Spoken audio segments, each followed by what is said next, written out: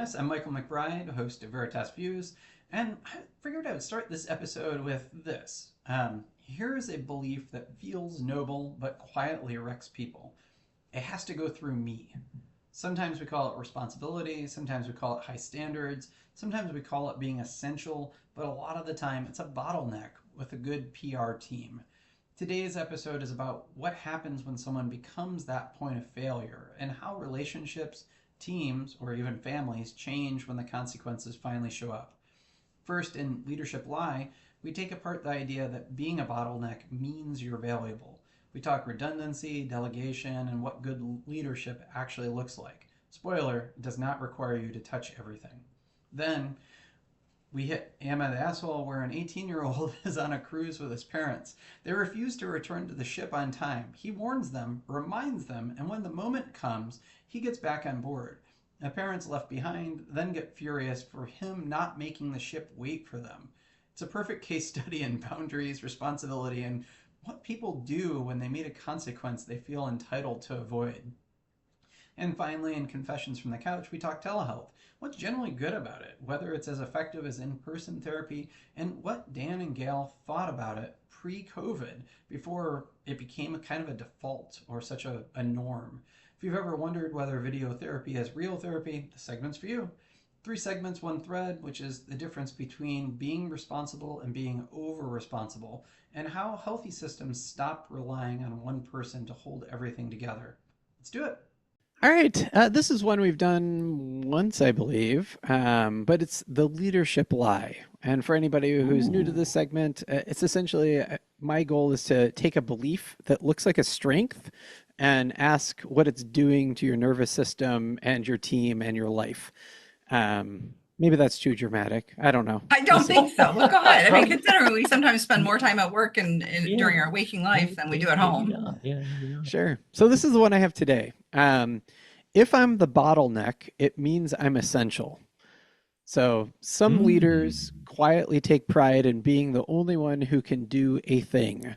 It feels like importance, but it turns into overload and a weak system. And I'm just kind of curious, like if you could talk through a little bit about the emotional pull of the control that's maybe tied into that and how to release being a bottleneck, if there is such a way. Okay, so you're talking about it from an interesting perspective, because I think from a business perspective, no single person should be the only one trained to do X, Y, and Z, right? Precisely. Because without that redundancy, for some reason, that person doesn't make it to work today, and now we're scrambling, right? In that I think there should be no department of one unless you are a tiny company and cannot get around it, and otherwise, again, simply cross-train your staff. But you're talking about it from the leadership perspective of, wow, I'm really needed. I feel essential. I feel important. This kind of feels like an ego stroke in this situation. I am deeply troubled by this message. And I see this a lot, like, oh, I have to be at work on whatever day because if I'm not there, then this will fall apart. And I would make the argument that if one person's absence makes it fall apart, that's poor leadership. Sure, but flip it around and think about it from the perspective of the person who owns that task and maybe the comfort and security they feel in keeping their job because they're the only one that does X, Y, Z. But it's still pathological. Well, it is problematic. I'm not arguing that, but Michael's question is from that reverse perspective. Like, I think it's really easy to say, well, this is bananas, don't do it. But I think that there are egocentric, meaning, reasons that we do something that feel good to us, even though they are harmful and dysfunctional. And having that belief that I am the only one and therefore I'm really important here, I understand the egocentricness, like why we would want to adopt that and hold that. Right. And of course, then it does mean that you are coming to work maybe when you're ill and spreading germs potentially because you are the only one and this is the end of the quarter and you have to be there to do XYZ, or, if I'm there, it all falls apart. So I think it can be tempting. And we know that it's bad for organizations.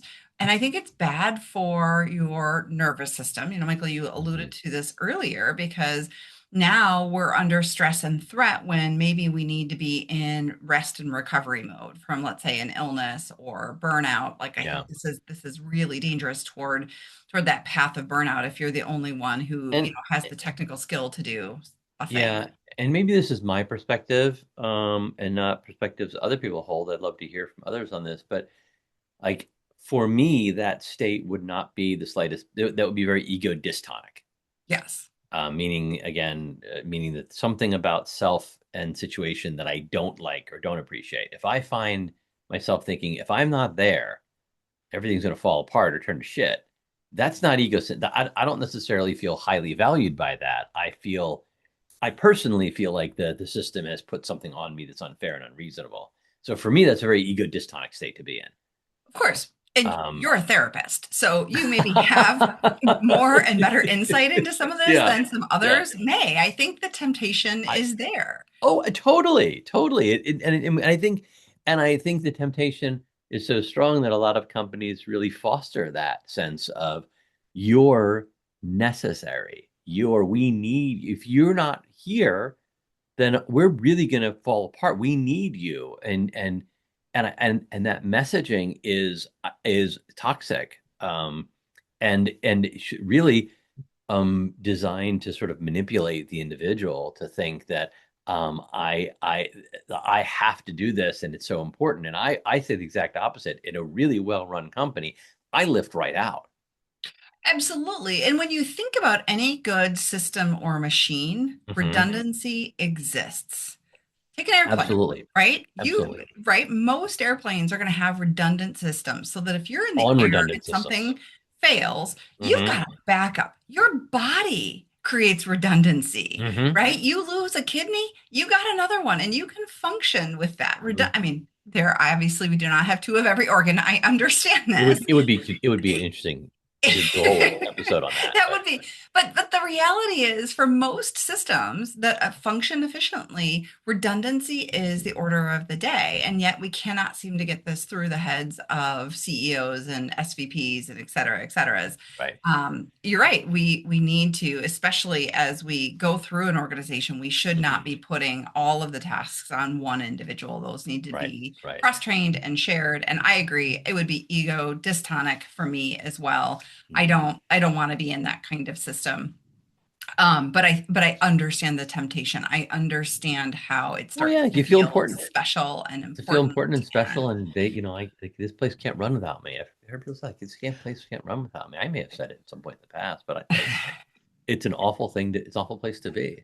it Well, is. let me put a slight twist in this, which is like if you you're an entrepreneur who has created a business and it has grown and you get to a point then where it is your baby, and so you want to still have control, but at the same time it is literally too big for you to manage it Oh, all. I, Michael, I've seen entrepreneurs in therapy who are at a life crisis point because they started this business when they were like 41 years old, and the business is going phenomenally well, and they've hired staff and management and all this other stuff, and they come into work one day at age 53 and they are completely redundant. Like there is absolutely nothing for them to do because they've got a manager and an assistant manager and a shop steward, and you name it, they've got someone to do something, and they find themselves sitting in their office going, "What the fuck am I doing?" And it's a real a threat kind of to the individual because they get back to this: what do I want to be when I grow up? Because if they started the business, they probably worked their ass off many hours a week, and now being redundant is really hard, and those people really struggle with what to do with themselves and who they want to be and what they want to be when they grow up and all that other stuff. It's really fascinating.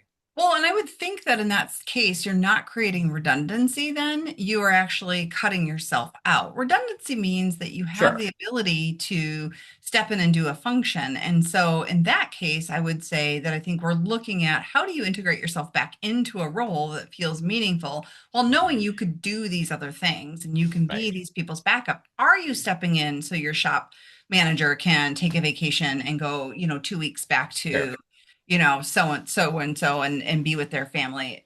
Because I think that is the danger when you lose identity as opposed to creating redundancy. And I think the Right. That's outcome probably better of stated. what's that? I think it's better stated. I Yeah, accept your yeah. revision. But I think that's the danger, right? Is we tell people, hey, in a really well run system, you need to do this, and then not being kind of careful about finding that middle ground, right? Mhm. So someone has really taken that advice to heed and now finds themselves on that extreme other end potentially. Right. And sometimes folks in that situation would just keep working for, Mhm. 60 hours a week. And then one of the places like, dude, like, Right. Well, because they want to. yeah, yeah. But I do think maybe, Michael, what you were also getting at is it's hard to hand over some of those Mhm. tasks, right? If you have grown this business and you know it intimately from the very first day, I think sort of like children, it's hard to launch them from the nest. It's hard to let go of all of those functions. And while I'm advocating being thoughtful of what functions you let go of, like I think you need to be humble enough to know that while you started this, you started it at a small scale and you had the capacity for these things. Very rarely are we skilled enough as individuals and know at the depth all of these different tasks. And as you grow, you need someone with the depth of the knowledge and greater expertise. That's why you're hiring these individuals, not just to grow the company in sheer numbers, but to grow the depth of the knowledge in a Yeah, particular absolutely. shipping department and product development and marketing or whatever. And Mhm. while you could do those at a just fine scale here, when you get that breadth, then you need to compensate with depth. You need to grow that root system. Love it. Okay, so if you're the bottleneck, you don't become essential, you become a single point of failure. And the move is not to care less, but to build a system that can run without you as its nervous system. That's what I'm hearing. Well stated. That's what I'm hearing us say. But you Cool. said it like in a short time. We spent like 10 minutes on it. So well done, Michael. Thank you for TLDRing that. Well, thank you for exploring another leadership lie with me. I like this. It's kind of fun to think of like these different scenarios, and um, yeah, I always appreciate what you guys do with them. And even though I might be able to say it more succinctly, it's only after listening to you unpack it and kind of finesse it that I can do that. Dan, when we started this private practice, one of the things that I really saw a need for was supporting women in a really unique kind of way. What we're coming to realize is as women, we are drained, we are tired, and we have been given this idea that we have to hold it all together all of the time: work, family, aging parents, all of it. Yeah, I hear from women so often that they're the CEO of the household, or the emotions department, they're HR, and they're carrying so much of the mental load for the family, and they're feeling a bit overwhelmed. Absolutely. And they do this job that feels absolutely thankless. It goes unrecognized, that idea of, sort of invisible labor, and no one else is going to do it. So I got it. And they don't let themselves rest. And I know you've specialized in working with women in that situation. So, if you're looking for some assistance in that area, Dr. Gail McBride at veritaspp.com, maybe your solution. Thanks, Dan. Yeah, I'd love to help. All right, we're going to go to one of the tried and true "Am I the asshole" scenarios that I have cooked up for you guys. And I guess for anybody Excellent. who hasn't listened and this is their first episode and they're like, what? Really, what I've done is I've gone out on the internet and I've just found a scenario where somebody has shared a story with the internet and said, am I the asshole here, or who's the asshole here, is often what they want. So the one that I have for you today kind of made me laugh because I remembered. So it involves a cruise, and it reminded me of a cruise I had gone on, and like seeing that cruise, I don't know, lifestyle or whatever that people have. But anyway, so this is the short and sweet version of it, which is, am I the asshole for abandoning my parents at an island in the Caribbean? No, Maybe. no, they're grown-ups. They're grown-ups. But next, I'm sorry. There's probably more to this, Michael, isn't there? There is. Yeah. Oh, I'll give you good. the rest of it here. You should tell us the rest of us, and then we can make the judgment. Okay, so this is the shortened version, and I'll give extra details as you kind of want or need them. But I think this gets most of it, which is my parents and I were on a cruise, and I warned them that excursion timing matters because the ship will leave on schedule. Saw When this it one was time coming. to head back, they wanted to keep shopping and told me to go ahead. I reminded them, you need to get back by this time, or the ship will leave without you. I returned to the ship on time, and the ship left without them. They had to deal with the consequences and now are blaming me for not making the boat wait. I feel torn because they're my parents, but also because I literally do not control a cruise ship's departure time. And I tried to prevent this exact outcome. Is there any scenario where I am the asshole here? Oh, None whatsoever. Now, if the no. parents had expected you to leave the boat and be with them, they still would have been wrong. They would have been wrong. Yeah, They would have no, been wrong. like this person got their shit together. They understood the timetable and they got there. No. Like it's not your job to make sure that the cruise ship waits because to this OP's point, like you don't control that and you now literally have thousands of other people that you're disrupting because you want to shop a little bit longer. Yeah. Absolutely not. Full disclosure, I've never taken a cruise ship, but I have seen enough videos of people running to catch cruise ships. My understanding is they absolutely don't wait. Like if you tell them my parents are on their way, they'll be like, okay. Hope But they get here in time if before we they pull up the gangplank. yeah, I mean if we're set to leave at 6:00, we will be leaving at 6:00, and we're not waiting for anyone. So it's their responsibility to get here. And there, I don't believe. I think the problem is I don't believe there's a single thing OP could have done to have possibly stopped a large cruise ship from leaving. Like it wouldn't have mattered, I short of don't think like so. I think they would have had a better chance throwing stopping himself a off the boat. plane Yeah, if the parents, stopped at the duty free shop and we're still dicking around in the duty free and you come up to the desk as you're getting on the plane and say, "Yeah, my parents are coming." They're, just like the plane would probably be I, more likely to wait than the cruise ship. yeah, I don't even know that that would happen. I think they'll close those doors and be like, oh well, And they like may, they like may. I've once heard those doors are stories of closed, people saying, yeah, they're here, but sure. yeah. I don't believe I don't think there's one damn thing that OP could have done. So it's like ask them to wait. Are you no? It's, So let me no. let me give a little bit more information because it All makes right, me maybe it'll change anything. I don't know. We'll see. probably not. So the cruise was a graduation gift because this person, the OP, is 18 years old and they had just graduated high school. I love the scenario where the 18-year-old is a responsible party in this. Exactly. Um, and they missed the departure time by 45 minutes. So it Oh wasn't like just a couple. No, for fuck's sake. no, no, no, These parents are used to being in control and in charge. They have no. gotten this child to and fro for many, many years.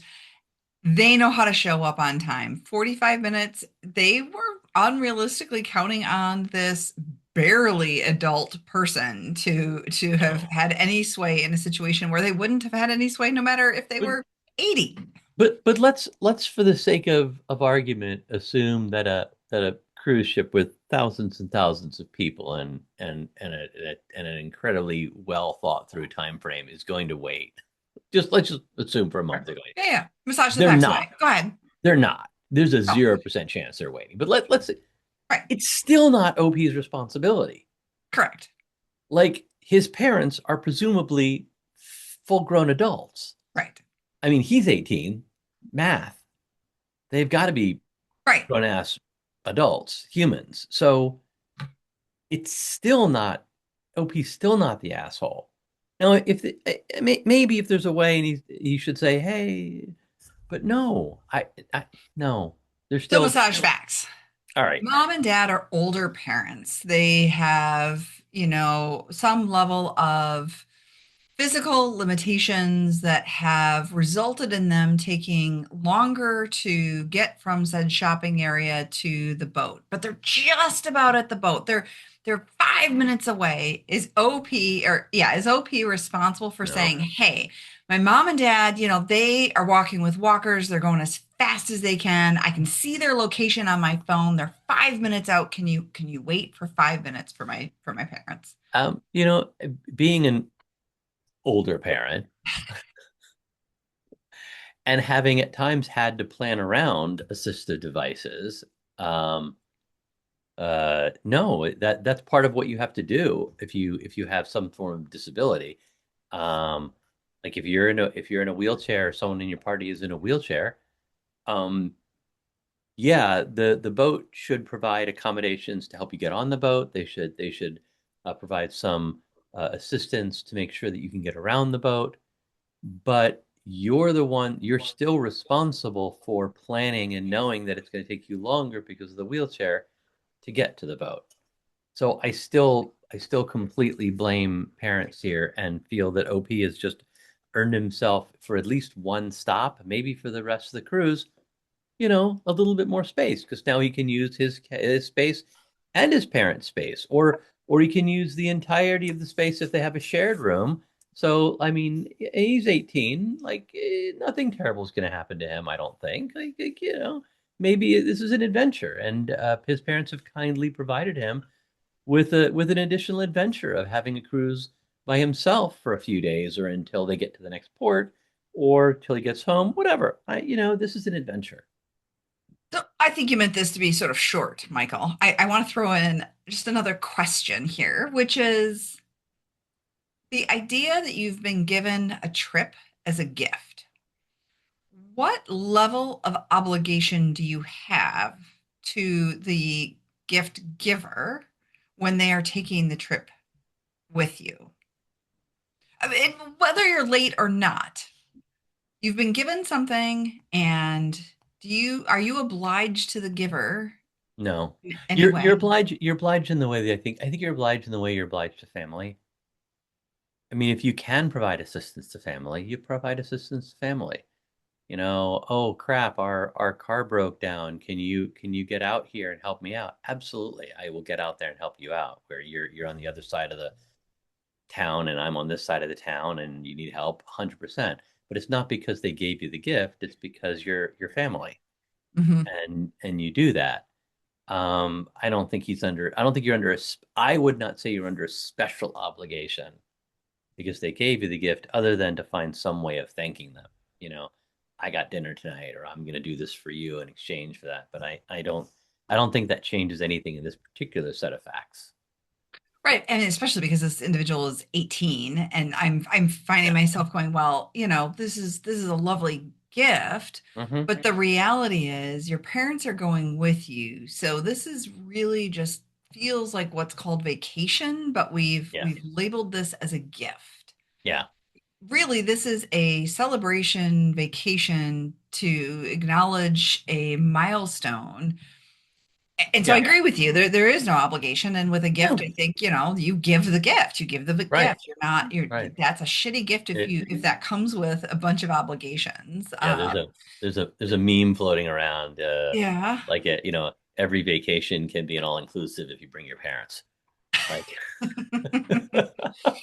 Right. Were he to be 17, this would have just been family vacation. So Yeah. But anyway, I no, think I think that just confounds it a little, which is why I it, kind of wanted to put my thumb on it I, and press I on don't that a I, little bit I don't more. think it changes it. In this particular scenario. I don't think so. Michael, what did the internet say? Gail and I both said Opie is absolutely not the asshole. What did the internet say? They're definitely on your side. They're like, this is a stupid question. I can't even believe you're asking this. There is no way in which you are the asshole. There were a couple of people who said maybe you could have stayed with them because at least you all would have been together. And then other people were Okay. like, no, because the poster also said then, they had to fly from that port to the next one, which cost them extra money. And so then if there was a third person, a third ticket would have cost that much more. Like you've actually done them a favor by not adding Right. Yeah. Or financial maybe you burden. don't get the third person on that plane to get to that next island because there's only two seats available and you're buying it last minute. Yeah, Right. I no, mean, totally. at the most, OP, we could argue that OP's obligation is to text his parents and say, the boat's about to leave. Do you want me to disembark and be with you, or do you want me to stay? Like I could see the argument for that. But I can't see any argument for anything more than that. That's about the most we could reasonably ask OP to do. And the reality is, if I were that 18-year-old or the situation where I was the parent, I wouldn't want that as an option. I No, would I'd just be want to like, know dude, what have a your good time. plan is, right? I mean, The boat's about to leave. I don't know if you've seen the time. I'm letting you know that right. it's really close. I'm going to stay put here on the boat. I hope you make it in time. If not, I'll see you when you can get to the next port. Like, done, said and I, done. Stay I, put. yeah, and I certainly, if that were me and somehow I got jammed and my 18-year-old was on, I would be like, have a good time, dude. Like, Mhm. don't get into trouble. Follow the rules. I'll see you at the Yeah, next port. I wouldn't have yeah. asked him to get off the boat, and I would have known better than to ask him to tell the boat captain, whatever he could find, to like, hey, can you like, Mhm. they're almost here. Like, hold up. Like, yeah, no. So I will add two additional things. I mean, first of all, like a lot of people commented, a cruise ship is akin to a freight train, and you're not going to be like, whoa, whoa, like you've started moving, please stop now. Like, right? Like There's no cord like on the bus where you pull the cord and then so ding there's that. ding. Oh wait, I'll stop. But they did actually massage the facts, and they're like, if it were flipped and the 18-year-old were on the island, should the parents have left? And I thought that was interesting. And then the other question that I have is, what does the repair work look like now that this has happened? Like, great. How do you get out of being angry at each other in this scenario? Well, I mean, the problem is the second question is parents need to pull their head out of their ass. That's the Yeah. problem, is they're just in the wrong. So Yeah. they need to do the repair work. I'm really sorry we put you in that position. That was totally unfair. Hopefully this family was able to look back on it and laugh. This I is one of hope those so. instances where you talk about it at like holidays down the road. Hey, remember when mom and dad couldn't stop shopping long enough to get back on the cruise? Oh, ha ha ha. Yeah, Oh, right, right. Mostly because nobody got hurt, Yeah, right? I mean, this yeah. was unfortunate. And if you're taking a cruise, I'm going to guess you have some additional funds available to No, you to if figure out it's the plane and the hotel for the night. if it's the other way around, I think it really depends on that maturity level of the 18-year-old and where we're talking about and how easily or hard they could get by on their own. There's some 18-year-olds that like, dude, use your credit card. Use you've got money saved up from the job you've been working the last 2 years. You know, pay for your flight to the next thing, and you might need to get a hotel room for the night. Like, and They might not rent a hotel room to an 18-year-old, though. yeah, they might not. They might not. And or they'll be able to get a hostel. Sure. Again, most Most places. There's a places. lot of 18-year-olds. There are 18-year-olds who travel, That's a good point. Yeah. backpack and such, and there are youth hostels and things like that. But again, it depends on the maturity level of the 18-year-old in question and the location and the safety of that location for an individual 18-year-old. Whereas for so it may very well be that one of the parents one or both the parents should get off the boat and help them out, and it may very well be that the kid is like, okay, Yeah. you're on an And you adventure. said one or both, and my knee jerk was just one. We don't need both parents. Yeah, Why? Not but maybe you inconvenience, need but again, none. it's the added expense. Like, why? Or do you just decide, no, well, you're not packed. So Yeah, no, I think it's just one parent. I can see this, but I could see like looking at my own kids and some locations. There's some that I'd be like, oh yeah, all right, find your way to the next stop. Here's what you got to do. Like, I'll help you. I'll talk you through it a little bit, but like, all right, dude, you're on your own. And Yeah. other times I'd be like, no, I got to get off the boat and help you out, depending on factors. Oh, for sure. If we massage the facts the other way around, but sure as shit, I'm making them pay for any additional expenses related to either one of us having to fly to the next port or fly to back home or get a place for the night. I may front them the money if it's expensive, but I'm gonna put them in the responsible place of having to pay me back for it or pay for it. And then hopefully somewhere down the line at some summer barbecue, you're sitting and kicking it and laughing about how so and so Exactly. made you guys miss the boat and No, you no, stayed I an mean, extra night somewhere. no, Yeah. these things sometimes happen where there's an opportunity to take responsibility for, and Mhm. I had a kid who parked a car in a wrong spot in downtown, and the car got towed, and it was like we we went down together to get the car out of Hawk from the where it was towed to, and they're like, okay, it's going to be this many dollars, and I looked at him, like, and and he pulled out his card and paid for it, and you know that was just the reasonable, like, that was, we both had accepted that expectation that I would help out to get them there, the child there, said adult child there, but I wasn't taking responsibility for their things, and I may have helped out a little bit with some expense. Yeah, but regret is an amazing teacher. Mm-hmm. And as parents, we do need to allow regret to be a teacher. But I think sometimes as adults, we need to remember regret needs to be our teacher.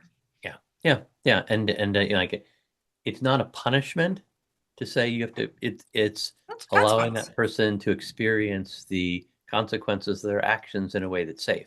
Yeah. It's the same thing with the boat. Like, I'm going to let my child in that situation, if they were run off, to experience the consequences of their choice to continue shopping, as long as I can do that in a way that's safe. I wouldn't put them in a dangerous situation on their own. But if it was a safe situation, I would, to the degree it was, I would want them to experience those consequences. Mm-hmm. Now, again, if we're going back to the original case, as an 18-year-old with a fully grown adult, it's like, Yeah. no, enjoy the private room, dude. Yeah. Have a good time. Love it. Well, thank you both so much. And by the way, pier runners is what they call the people running down the pier trying to catch the boat. And several people in the thread admitted to the guilty pleasure of watching them. They're like, I know I should feel bad for them, but somehow this just makes me laugh too much. And so that's what they are called. So if you want to search for pier runners, you can find it.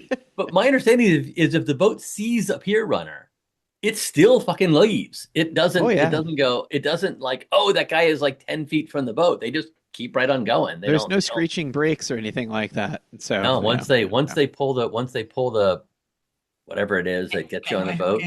Yeah, once they pull that out, they're gone, man. Yeah, I mean, this has to do with the fact that the engines have been warmed up, and your captain is not on the side of the boat watching for people to get on. They are in a booth somewhere, very disconnected from all of this, and they're moving the levers and pushing that boat forward ever so slowly, or off the dock or whatever, and I mean, it's more equivalent to a freight train or something like that, where you just you got up your steam and you're ready to go and just suck it. Sorry. I'm gonna have to do a little bit of a dive into pier running.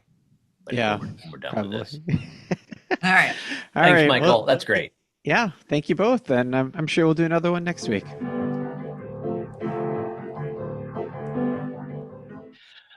Gayle, my current caseload is mostly men and to some degree couples, and so many of them talk about being raised to say, I got this, like, like, walk it off, rub a little dirt in it.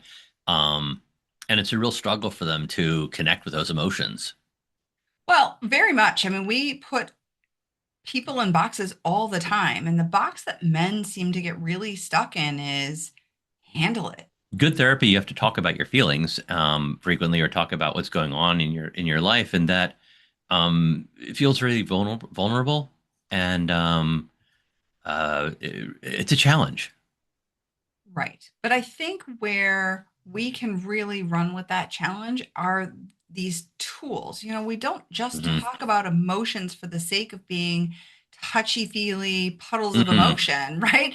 We are really trying to help people find tools, successful pathways, and apply those to the real life things that are going on for these guys. Exactly. And I think a lot of people, and especially men, quite frankly, think of therapy as just a place to talk about problems, and not necessarily a place where they're going to identify solutions and develop the tools necessary to engage in those solutions. Yeah, absolutely. And you do a beautiful job with working on these men's issues and striking that balance of being sort of emotional, but also tools and deliverable kind of focused. So Yeah. if you are out there looking for help, I would really encourage you to reach out to my colleague and business partner, Dr. Daniel Kessler at Veritas Psychology Partners. That's veritaspp.com. Hey, thanks for the shout out, Gail. Time again for another Confessions from the Couch. Gail, I think you're up this time. Well, I am, but I'm actually going to toss it to Dan. Here's a Ooh. question. I know, a little unscripted. He's unprepared. He has no idea. He's got a little flutter in his heart right now because he's No, nervous. How much am I'm I going to good. ask him to I'm disclose? good. I'm good. Dan, I get this question often enough, even still, which is, does telehealth therapy work as well as in-person therapy? Now, I don't want your answer to that exactly. I mean, I know your answer to that, and I'm sort of interested in it, but I'm actually more interested in what was your initial thought as we and the world pivoted from in-person to telehealth, and we did it hard. Yeah. Do you think I this w- was going to work initially? Yeah. I mean, what's really interesting is that in the company we used to be at, we were about to start a pilot program to do telehealth. And I was lined up for that pilot. It was supposed to start in late March of I 2020 know, irony of ironies, right? or 2021. It was supposed to start right at we ended up going from, instead of like half a dozen of us trying this out, to everyone all at once. Mhm. But I remember thinking, I bet we'll lose something in the translation of being there personally. And I bet we'll gain something in terms of accessibility and availability. And but I was like, I remember telling people, I bet like 20% of my practice will be telehealth and it'll stay that way. That's what I remember thinking. Um, and I don't think there was as much lost as I expected. That the gains from being able to, for my people who have desk jobs, switch over from one computer to the other, or flip to their phone, or the ability to pop out, hand the kid an iPad and go in the other room, or pop out to your car at a lunch break, so overrode the any losses that I have really loved it, and I've gotten phenomenal feedback from my clients. There's also data out there, and the data support it as well. And I can be a bit of a data wonk, but even forgetting the data for a second, anecdotally, I have had almost uniformly good experiences with telehealth and psychotherapy. What Yeah. have you had similar experiences, Gail? Well, yes, I mean, I can work backwards from that. Yeah, I mean, currently my practice balance is maybe a little bit different than yours, Dan, because I did retain some in-person work and have chosen not to be fully remote. But yeah, I mean, I think the data are there, and my experience and my anecdotal evidence lines up with the data, which is this is just as effective. We've done really good work with folks and the issues that they bring to our office, which is now a virtual experience of where they're at joining our particular surrounding. But I remember that time, I remember it's, getting kind of trained up and getting the competency, because, there is special training to think about all of the logistics that go with providing telehealth. And I remember getting about 90% trained. And then I learned of the workflow that organization wanted to roll out. And that was the thing that got me, which is why I'm asking the question today. And the workflow was going to be, if they wanted to schedule, let's say, Michael McBride with a therapist, they would ask him first if he wanted a telehealth appointment, and then offer the in-person. And I mean, just because, again, I trained over 20 years ago and telehealth wasn't a thing. And I just felt like that was so backward, and I was so uncomfortable with it that Mm-hmm. I opted out of the pilot program. I said, I don't want to do this. I'll see how it works for everybody else. And then I can step in. And I was perfectly happy to do that until the writing was on the wall. And because I was 90% trained, I just said, Mm-hmm. send me the headset. We need to get going. We don't have an option. We aren't doing Right. in person therapy. And in fact, you and I were totally remote for 51 weeks. while we navigated that really challenging time. So yeah, I was really pleased very quickly to see good results from the therapy process and being able to build rapport and really, really lean into what we do in a very different way. There is some loss here, and this is why I've chosen to retain it, which is you and I both have done a bit sometimes of carrot top work where, there's a little bit of performative, kind of silly intervention that gives us an opportunity to really highlight something. And that is a little lost when you try to describe it rather than give someone the props. experience of it. But yeah, so I mean, I think on the whole, this is a very, very robust way to provide this service. Yeah. And I definitely also remember that transition there. And I remember reading about how people weren't sure how it was going to work. But like, this was it. Like, this was the option. And one of the things I know that I think really struck me that I hadn't occurred to think about was how it allowed a lot of people to get services in rural areas that simply didn't have access previously. And that was not something that had even occurred to me, but it was like, oh my God, that is really incredible to break down some of those barriers to getting treatment. So, yeah, thank you both for your candid thoughts as always. So what ties leadership, bottlenecks, cruise ship chaos, and telehealth therapy together is the question of where responsibility properly belongs. In Leadership Lie, we said it plainly. Being essential is not the same as being effective. If everything depends on you, the system is fragile. Good leadership builds redundancy, distributes knowledge, and creates a team that can function without a single point of failure. In Am I the Asshole, the cruise ship becomes the cleanest metaphor imaginable. The parents tried to outsource reality. They had reminders, they had warnings, and then they had consequences. And when the consequences arrived, they aimed the anger at the nearest person who did what was required of them and acted like a responsible adult. And in Confessions from the Couch, telehealth is a reminder that effectiveness is not always about the form. It's about the quality of the work, the consistency, the alliance, and whether the structure supports the client's life. Sometimes telehealth reduces friction and increases follow-through, which is not a small thing. If you want one takeaway from today, it's this. Stop confusing control with care. If you're a bottleneck, your next growth move is not work harder, it's design a better system. I'm Michael for Veritas Views. Thanks for spending time with us. Check us out next week. And of course, like, follow, and share. You can follow Dr. Dan Kessler at Dr. Dan Kessler and Dr. Gayle McBride at Dr. G. McBride. Oh, and you can find them both at veritaspp.com. We love hearing from you, so please review us on Apple, Spotify, or, well, wherever you're listening. If you enjoyed this podcast, please review, like, and follow. Also, give it a share. This helps us reach more listeners. Credits. Tickling the Ivories, Matthew Reddington. Art, production, and design, bringing this show together with flair and finesse, Michelle Love.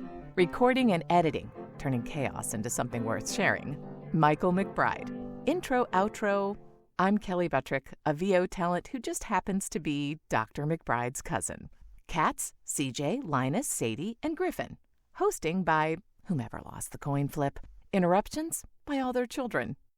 The content of this podcast is for informational and educational purposes only and is not a substitute for professional mental health advice, diagnosis, or treatment. Listening to this podcast does not constitute a therapist-client relationship. If you believe you may be experiencing a mental health issue, please seek the assistance of a qualified mental health professional. If you are experiencing a mental health crisis, you can call or text 988 from anywhere in the U.S. to be connected to Crisis Mental Health Services.